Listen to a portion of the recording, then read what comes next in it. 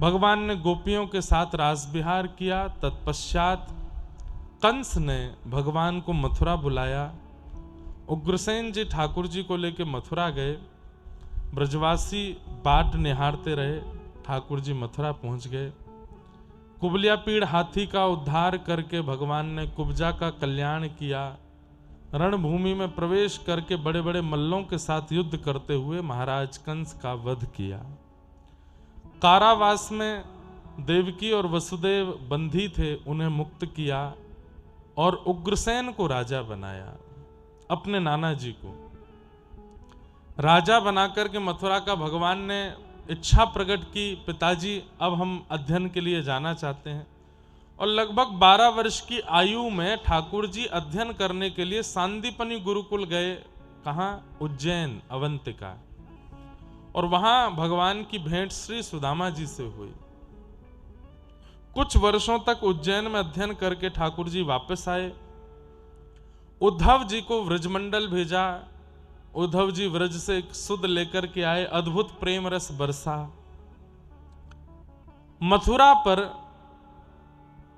कंस के ससुर जी जरासंध ने चढ़ाई कर दी। मेरे दामाद को मार दिया। अस्ति और प्राप्ति 2 बेटियां थीं जरासंध की, उनका ब्याह कंस के साथ हुआ था। कंस की मृत्यु के बाद जरासंध ने ठान लिया कि अब मैं अपने दामाद की मृत्यु का बदला लूंगा और उसने मथुरा पर चढ़ाई की। भगवान ने पूरी सेना खत्म कर दी, अकेले जरासंध को छोड़ दिया। सोचिए, इतनी बड़ी सेना लेकर के गया, सबको मार दिया, अकेला जरासंध बचा। भगवान ने उसको छोड़ दिया, बोले जाओ। अब तो लौट करके गया। 17 बार उसने चढ़ाई की। 17 बार भगवान सेना खत्म कर देते, उसको छोड़ देते। 18वीं बार ब्राह्मणों की सेना लेकर के जब आया, या ब्राह्मणों को अनुष्ठान पर बिठा करके आया, तब ठाकुर जी बोले ब्राह्मणों का वध नहीं करेंगे हम। और विश्वकर्मा को आज्ञा करके भगवान ने कहा नई नगरी का निर्माण करो, अब मथुरा छोड़ेंगे हम। समुद्र के बीचों बीच नई नगरी द्वारिका का निर्माण किया गया और ठाकुर जी रणभूमि से भागे, रण छोड़ करके भागे, इसलिए नाम पड़ा श्री रणछोड़ राय भगवान। बोलो रणछोड़ राय भगवान की। रण छोड़ करके ठाकुर जी द्वारिका में विराजे। बोलो द्वारिकाधीश की। रेवत राजा की पौत्री रेवती के साथ में बलराम जी का विवाह हुआ। कौंडन्यपुर के राजा भीष्मक की पुत्री रुक्मणी जी के साथ में श्री द्वारिकाधीश का विवाह हुआ। बोलो रुक्मणी रमण भगवान की। भगवान का प्रमुख विवाह श्री रुक्मणी जी के साथ हुआ। तत्पश्चात भगवान के 8 प्रमुख विवाह बताए गए, जिसमें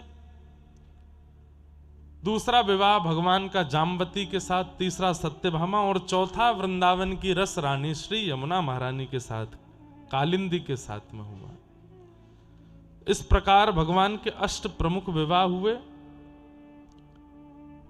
तभी भगवान को एक खबर मिली कि एक भौमासुर नाम का राक्षस है, जिसने 16,100 राजकुमारियों को बंदी बना रखा है। भगवान ने भौमासुर का वध करके 16,100 राजकुमारियों को वहां से मुक्त किया। उन सबने ठाकुर जी से प्रार्थना की कि नाथ अब हमें स्वीकार कौन करेगा, हमारे से विवाह तो कोई करेगा नहीं, और परिवार के लोग स्वीकार कर भी लेंगे तो जीवन भर केवल ताना जैसा ही देते रहेंगे, हमारे प्रति दृष्टि शुद्ध नहीं रखेंगे। कृपा करके अब आप ही बताइए हम क्या करें, प्राण त्याग दें? ठाकुर जी बोले बिल्कुल प्राण त्यागने की आवश्यकता नहीं। अगर आपको लगता है कि आपको कोई स्वीकार नहीं करेगा तो हम स्वीकार करते हैं। 16,100 राजकुमारियों से 16,100 रूप प्रकट करके ठाकुर जी ने विवाह किया। कई लोग संशय करते हैं भगवान 16,108 ब्याह किए, वो भगवान है। कर्तुम अकर्तुम अन्यथा कर्तुम समर्थ ईश्वर। 16,108 रूप भी तो धारण करते हैं ठाकुर जी। लोग बाग सोचते हैं जब ठाकुर जी ने इतने किए हम 2-4 कर लें, कर लो, लेकिन फिर ठाकुर जी की तरह 4 भवन बनवा करके देना और उन 4 भवनों में आप भी 4 रूपों में एक ही समय पे एक साथ रहना। कर सको तो कर लो, नहीं कर सकते तो फिर ठाकुर जी की होड़ क्यों करते हो? हम लोग बड़े चतुर हैं, जहां पे हमारे फायदे की बात आती है तो हम कहते हैं ठाकुर जी ने किया तो हम भी कर लें। ठाकुर जी ने तो विष भी चाटा था 6 दिन की अवस्था में, चाट लो। चलो एक काम करो, भगवान ने तो पूतना के पयोधर का विष पिया था, आप जीभ पे विष रख के देख लो, कुछ घबराहट सी हो तो निकाल देना बाहर, एक बार रख के देख लो। 7 वर्ष के कृष्ण ने 7 कोस लंबा चौड़ा गिरिराज पर्वत उठाया था, आप 1-8 किलो का ही उठा लो। अरिष्टासुर, व्योमासुर, कालिया नाग के फण पर नृत्य किया था, आप कोबरा ही पकड़ के दिखा दो। ठाकुर जी ने तो बहुत कुछ किया है। और चलो ये सब तो क्रियान्वित बात है। महाभारत के युद्ध के मध्य में अर्जुन को जब मोह हुआ, अद्भुत संपूर्ण विश्व के प्रश्नों का उत्तर देने वाली गीता जैसा ज्ञान प्रदान किया, आप थोड़ा सा लेक्चर ही देके दिखा दो। कुछ नहीं कर सकते हो, बस लग रहा है ब्याह किए इतने सारे, हम भी कर लें 2-3। हमारे यहां आज्ञा करते हैं संतजन, करणीय राम जी का चरित्र है। करना क्या है जीवन में? जो राम जी ने किया। और कृष्ण चरित्र में कृष्ण जो कहते हैं वो करना है। कृष्ण ने जो किया वो कर नहीं पाओगे आप, इसलिए कृष्ण की वाणी प्रधान है, राम जी का चरित्र प्रधान है। राम जी के चरित्र को जीवन में लाइए, कृष्ण की वाणी को जीवन में लाइए। कृष्ण के चरित्र को आप पालन नहीं कर पाओगे। लोग बाग मोर मुकुट आदि पहन के घूमते रहते हैं ब्रजमंडल में, कई लोग, गलत है। राम की तरह मर्यादा लाइए। शरीर कैसा हो, जीवन कैसा हो, राम जी जैसा, विचार कैसे हो, कृष्ण जैसे। भगवान ने 16,108 ब्याह किए। राजा नृण को भगवान ने कृपा की। नारद जी भगवान की गृहचर्या देखने आए, ठाकुर जी की दिनचर्या का वर्णन किया। राजसूय यज्ञ से पूर्व जरासंध का उद्धार करा करके पांडवों का यज्ञ पूर्ण किया। सूर्य ग्रहण के समय भगवान ने कुरुक्षेत्र में जाकर के दिव्य यज्ञ किया। वहां पर व्रज और द्वारिका का 100 वर्ष बाद मिलन हुआ।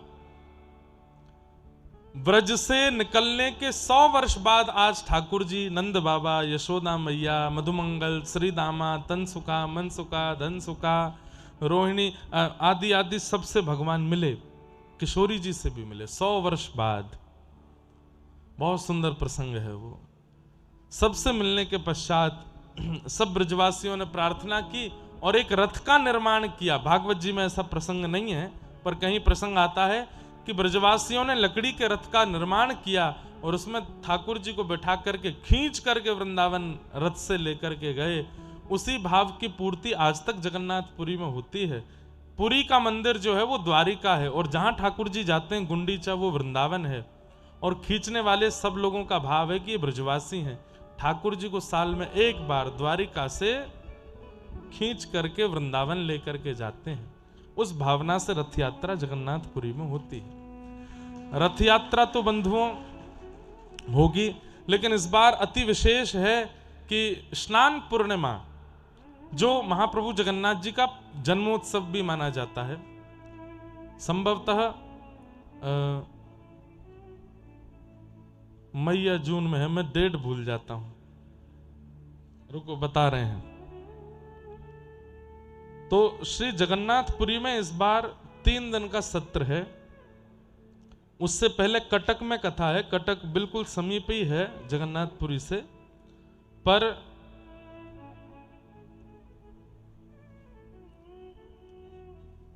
बीस से 26 जून कथा है कटक उड़ीसा में, जो कि आधा घंटे की दूरी पर है जगन्नाथपुरी से।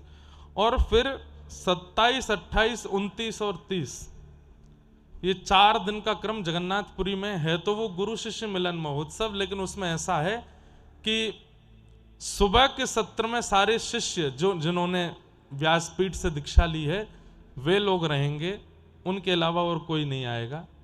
उसका कोई लाइव नहीं होगा, केवल उनसे मिलना, उनसे बात करना, उनके साथ बैठना, उनके अनुभव सुनना, अपने अनुभव बताना, ये चर्चा रहा करेगी।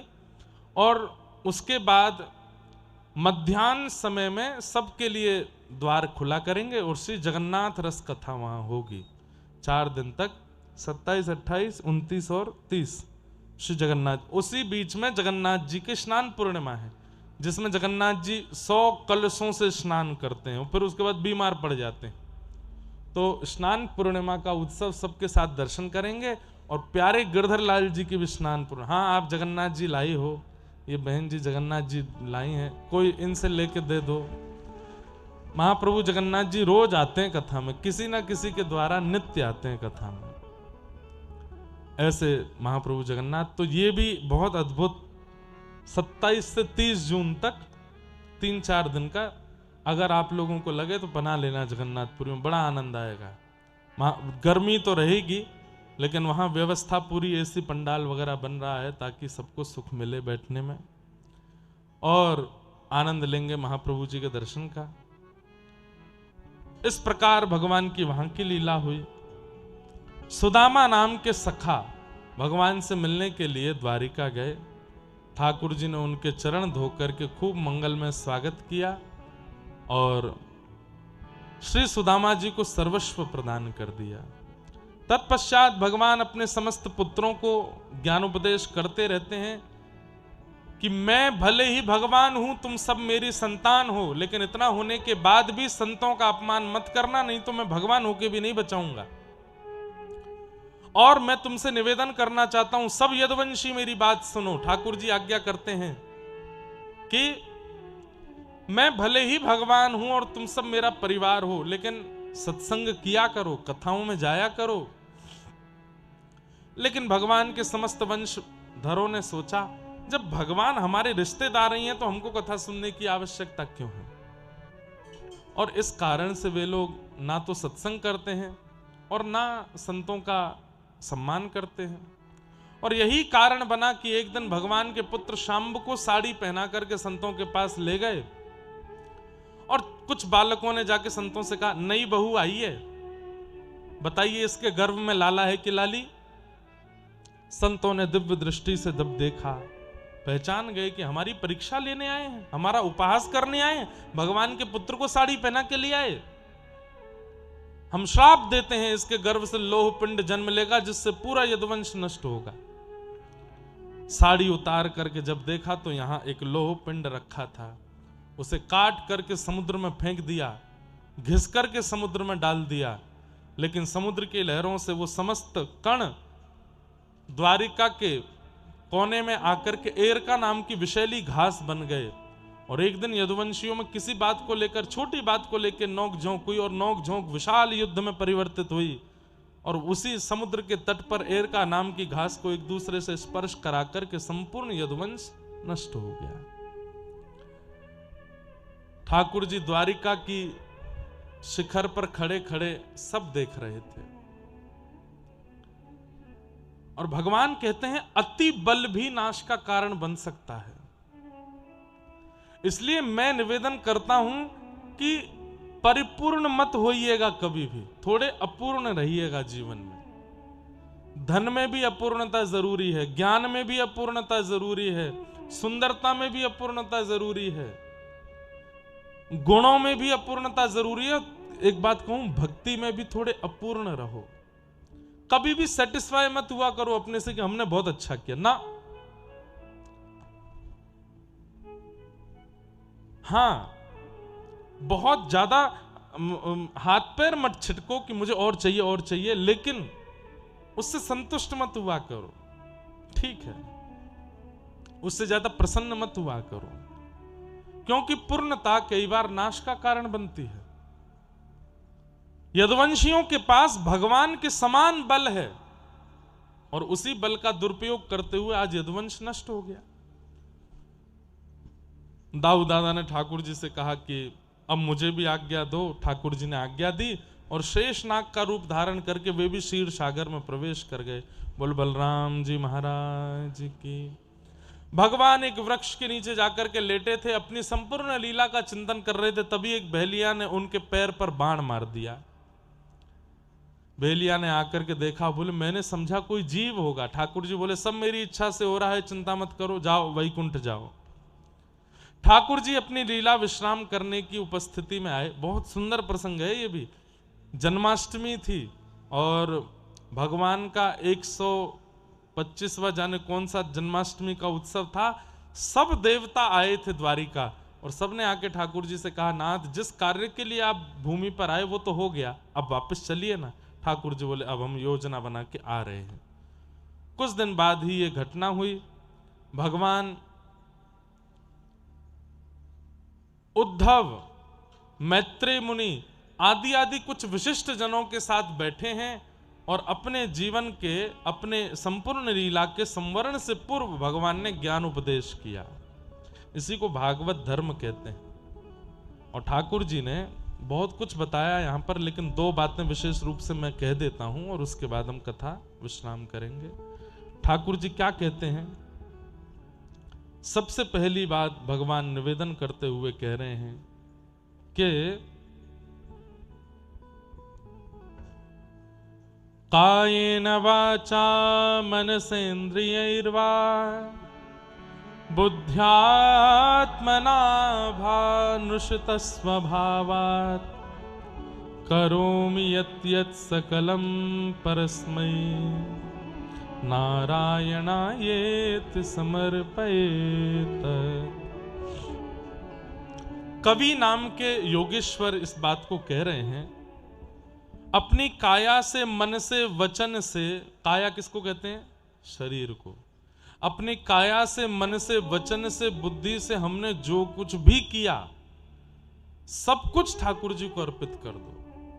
अपने पास उस पुण्य को मत रखिए। हमने जो भी कुछ अच्छा किया सब ठाकुर जी को, और जो भी अपराध किया वो हमारा, वो हम सहेंगे। ये एक भक्त का स्वरूप होना चाहिए। कायेन वाचा मनसेन्द्रियैर्वा बुद्ध्यात्मना वा नुषितस्वभावात् करोमि यत् सकलं परस्मै नारायणायेति समर्पयेत्। एक बूढ़ी माता जी कथा सुनकर के गई। उन्होंने सुन लिया कि व्यास जी कह रहे जो भी करो सब ठाकुर जी को अर्पित। अगले दिन सवेरे गई और घर में झाड़ू लगाने लगे। झाड़ू लगा के सारा कूड़ा इकट्ठा किया और बाहर जाकर के बोली नारायणायेति समर्पयामि। नारद जी ने देख लिया। नारद जी बोले अरे मैया ये क्या कर रही हो?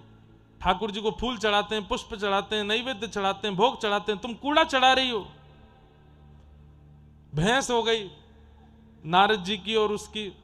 उसने और कूड़ा इकट्ठा किया, फिर से नारद जी के सामने बोली नारायणायेति समर्पण। हमारे गुरु जी से बड़े हो क्या? गुरु जी कथा में कह रहे थे शरीर से, वचन से, मन से जो भी करो सब ठाकुर जी को चढ़ाओ। नारद जी को क्रोध आ गया तो नारद जी ने थोड़ा सा उनको प्रसाद दे दिया। गाल पे हाथ रख के बोली ये भी नारायणायेति समर्पयामि, ये भी ठाकुर जी को अर्पित। नारद जी महाराज बोले रुक जा, मैं अभी ठाकुर जी शिकायत करता हूं। वैकुंठ जाकर के देखा तो ठाकुर जी ऐसे बैठे थे। नारद जी बोले क्या हो गया? नारायणायेति समर्पयामि। तो नारद जी बोले भगवान ये इसका स्वरूप क्या है? तब भगवान भक्तमाल जी में कहते हैं भक्त भक्ति भगवंत गुरु चतुर नाम वपु एक। भक्त, भक्ति, भगवान और गुरु ये चार अलग रूप हैं, लेकिन इनका वपु एक ही है। मतलब अगर आप गुरु की निंदा करते हो तो आप ठाकुर जी की निंदा कर रहे हो, आप भक्त की निंदा करते हो तो आप ठाकुर जी की निंदा कर रहे हो, आप भक्ति की निंदा कर रहे हो तो भी ठाकुर जी की निंदा कर रहे हो। ये भले ही चार स्वरूप हैं, लेकिन इनको पहुंचाने वाला कष्ट सब ठाकुर जी को होता है। इसलिए भक्त, भक्ति, भगवंत, गुरु, चतुर नाम वपु एक, इनके कभी भी अपराध मत करना। क्यों? तिनके पगबंधन किए नाशत विघ्न अनेक।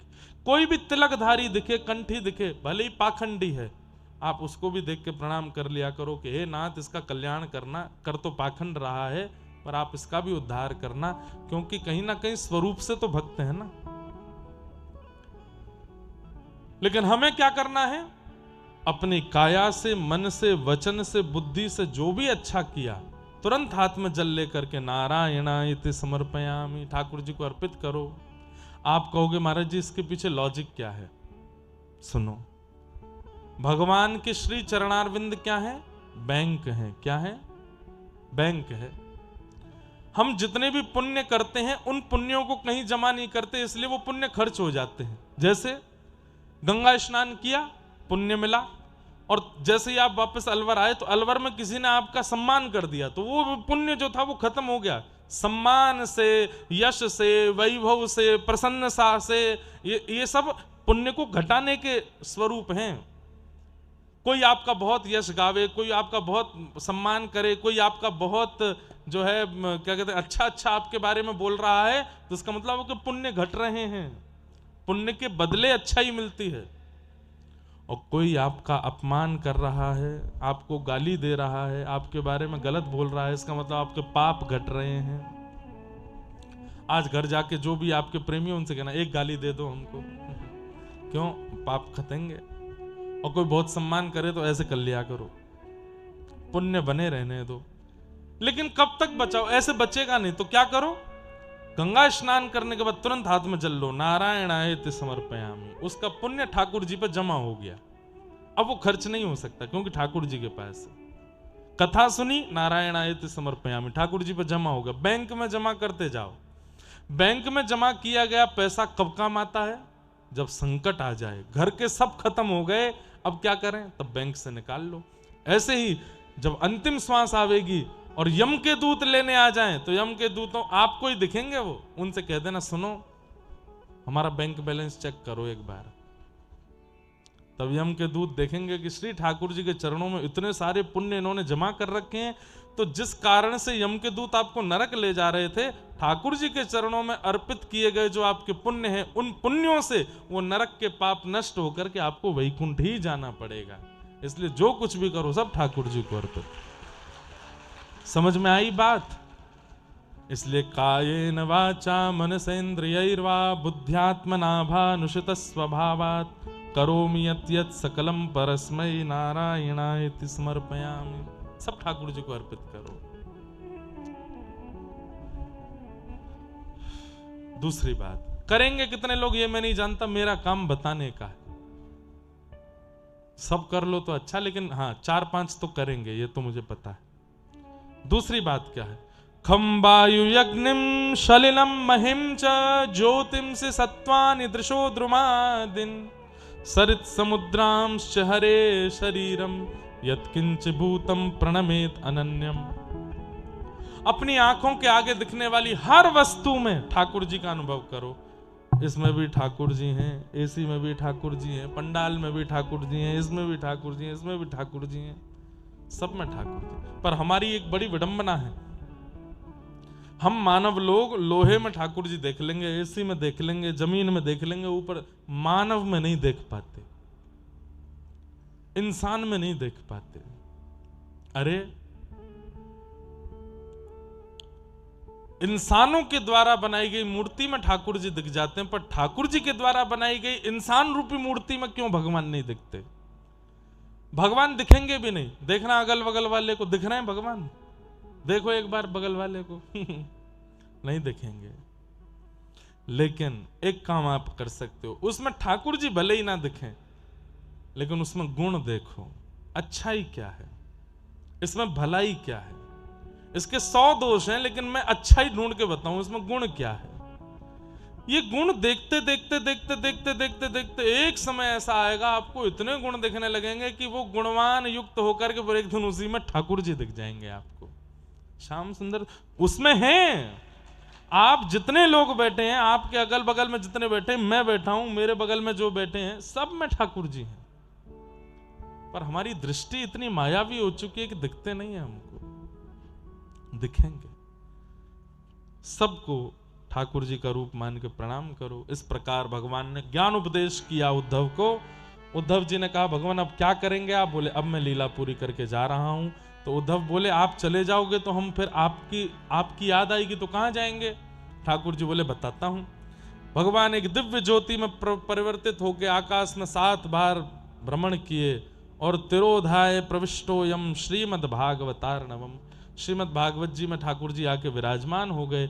उद्धव को आज्ञा कर दी, कालांतर में कभी भी मेरा अनुभव करना हो, कलयुग में मेरा आश्रय लेना हो, तो श्रीमद् भागवत जी की कथा सुनना। ये मैं ही हूं, ये मेरा ही स्वरूप है। मेरा सर्वांग सर्वस्व कहां विराजमान है? श्रीमद् भागवत में विराजमान। उद्धव जी बद्रिकाश्रम चले गए, मैत्रेय मुनि हरिद्वार चले गए, अर्जुन ने जाकर के खबर सुनाई कि ठाकुर जी लीला पूरी करके चले गए, परीक्षित को राज्य गद्दी पर बैठा करके पांडव स्वर्ग को चले गए। पांडव परीक्षित से एक अपराध बना जिसके कारण उनको 7 दिन में मरने का श्राप लगा। सुखदेव जी ने आकर के कथा सुनाई, आज 7वां दिन है। प्रश्न किया, त्वम तु राजन मरिष्येति पशु बुद्धिम इमाम जही। तुम मरोगे राजा, ये पशु बुद्धि है, तुम नहीं मरोगे, तुम्हारा शरीर यहां छूटेगा, तुम तो मुक्त हो चुके हो, तुम वैकुंठ जाओगे। तक्षक सर्प ने आकर के परीक्षित का स्पर्श किया, शरीर यहीं छूट गया, उनकी दिव्य आत्मा एक विमान में बैठ करके भगवत धाम को प्रस्थान कर गए। बंधुओं, ये बात माननी पड़ेगी आपको भी और मुझे भी, ये केवल एक कपड़ा है, ये जो है ना, ये हम नहीं है, ये हम नहीं है, ये हम नहीं है, ये हम नहीं है, हम इसके अंदर हैं और ये यहीं छूट जाना है, ये संग नहीं जाना है। इसके रख रखाव और इसके उसमें बहुत ज्यादा ध्यान मत दीजिए। हाँ ठीक है, थोड़ा इसको मेंटेन करके रखो, गाड़ी को मेंटेन करना चाहिए, पर गाड़ी में ही पूरे दिन लगे भय, सुबह से उठ के उसी को चमकाने में लगते हैं, उसी में कभी वो क्या कौन सा ऑयल डलता है, कभी वो ऑयल डाल रहे हैं, कभी पेट्रोल डाल रहे हैं, अंदर उसमें परफ्यूम लगा रहे हैं, उसकी गद्दियों को साफ कर रहे हैं, उसी में थोड़ी लगे रहे। अरे भाई उसमें बैठ के सफर करो, गंतव्य पर पहुंचो। शरीर गाड़ी है, इसको चमकाने और बनाने में ही मत लगे रहिए, इसमें बैठिए अंदर और गंतव्य के लिए निकलिए। गंतव्य क्या है? श्री हरि के चरणारविंद। वहां पहुंचने का एक ही उपाय है, बहुत ध्यान से सुनिए, ठाकुर जी के चरणों तक पहुंचने का केवल एक उपाय है और वह है मानव शरीर। इसके अलावा कोई नहीं पहुंच सकता, वहां पर कोई नहीं पहुंचा सकता। ये बहुत दूषित है, ये बहुत नारकीय है, पर एकमात्र ये शरीर ही है जो ठाकुर जी तक पहुंचा सकता है। लेकिन लोग इसमें बैठ करके, मतलब वही बात हो गई कि जयपुर से उड़े बंबई के लिए, लेकिन बंबई उतरते ही आपने सीट पकड़ लिया हवाई जहाज की, मैं नहीं उतर रहा, मुझे तो यही अच्छा लग रहा है। अरे तुम बंबई आए हो भाई, उतरो इससे बाहर। इस शरीर केवल एक माध्यम है, इससे नियमों का पालन करते हुए ठाकुर जी की प्राप्ति करनी है, इस भाव में रहिए। राजा परीक्षित भगवत धाम को प्रस्थान कर गए, आदि आदि कथाएं सुनाई गई। अब भागवत जी का अंतिम श्लोक सब लोग 3 बार मेरे साथ बोलेंगे, सब लोग सीधे बैठो। भवे भवे यथा भक्ति, भवे भवे यथा भक्ति, पादयोस्तव जायते, पादयोस्तव जायते, तथा कुरुष्व देवेश, तथा कुरुष्व देवेश, नाथस्त्वं नो यतः प्रभो, नाथस्त्वं नो यतः प्रभो, नाम संकीर्तनं यस्य, नाम संकीर्तनं यस्य, सर्वपाप प्रणाशनो, सर्वपाप प्रणाशनो, प्रणामो दुःख समनः, नामो दुःख समनः, तं नमामि हरिं परम्। तं नमामि हरिं परम्, नाम संकीर्तनं यस्य, नाम संकीर्तनं यस्य, सर्वपाप प्रणाशनम्, सर्वपाप प्रणाशनो, प्रणामो दुःख समनः, नामो दुःख समनः, तं नमामि हरिं परम्। नमामि हरिं परम्, नाम संकीर्तनं यस्य, नाम संकीर्तनं यस्य, सर्वपाप प्रणाशनम्, सर्वपाप प्रणाशनो, प्रणामो दुःख समनः, नामो दुःख समनः, तं नमामि हरिं परम्। नमामि हरिं परम्। जिन भगवान का नाम संकीर्तन इस संसार में समस्त प्रकार के पापों को नाश करने की योग्यता रखता है, ऐसे प्रभु के नाम को हम बारंबार प्रणाम करते हैं, बारंबार वंदन करते हैं। हरे कृष्ण हरे कृष्ण, हरे कृष्ण हरे कृष्ण, कृष्ण कृष्ण हरे हरे कृष्ण कृष्ण हरे हरे हरे राम हरे राम राम राम हरे हरे राम राम हरे हरे हरे कृष्ण हरे कृष्ण हरे कृष्ण कृष्ण कृष्ण हरे हरे कृष्ण कृष्ण हरे हरे हरे राम हरे राम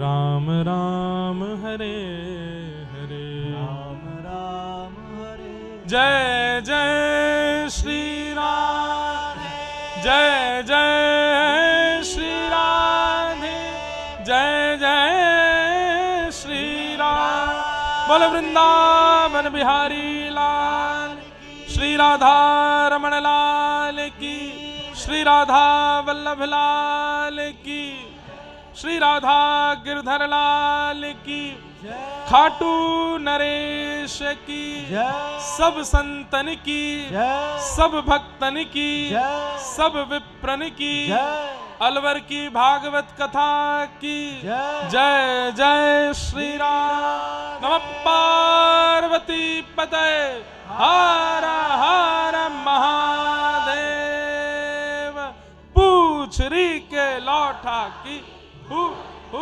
प्यारे क्या बात है बंसी वारेश। आज की ये भागवत की कथा यहाँ विश्राम होती है। आप सब अलवर वासियों को हम बारंबार प्रणाम करते हैं। अपनी वाणी से कर्म से या किसी भी प्रकार की क्रिया से आपको क्षोभ हुआ तो हम क्षमा मांगते हैं। पुनः मिलेंगे बहुत जल्दी। सबको बारंबार प्रणाम। श्यामा हृदय कमल सो प्रगट्यो श्यामा हृदय कमल सो प्रगट्यो हे श्यामा